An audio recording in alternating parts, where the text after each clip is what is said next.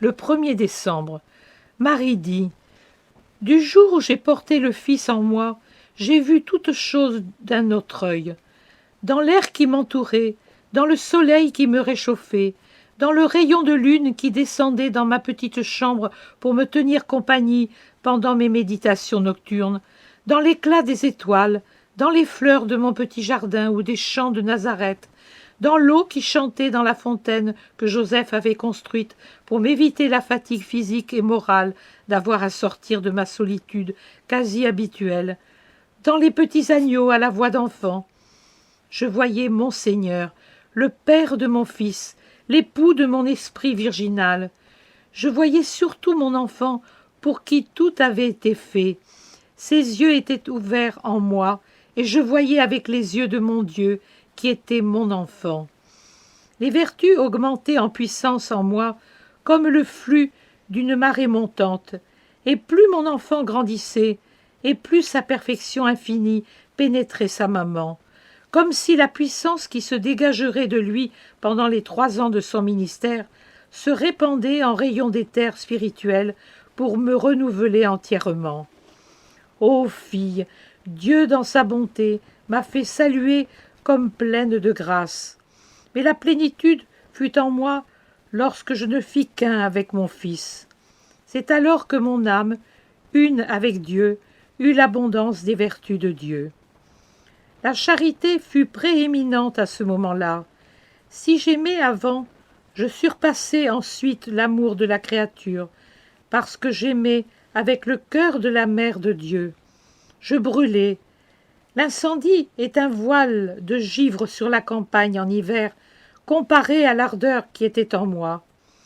Je vis les créatures non plus avec une pensée de femme, mais avec l'esprit de l'épouse du Très-Haut et de la mère du Rédempteur. Ces créatures étaient les miennes.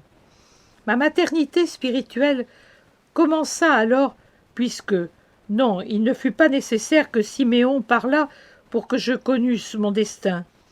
Je savais, car je possédais la sagesse en moi. Elle devenait chair en moi, et ses paroles coulaient comme le sang dans mon être et affluaient au cœur où je les gardais.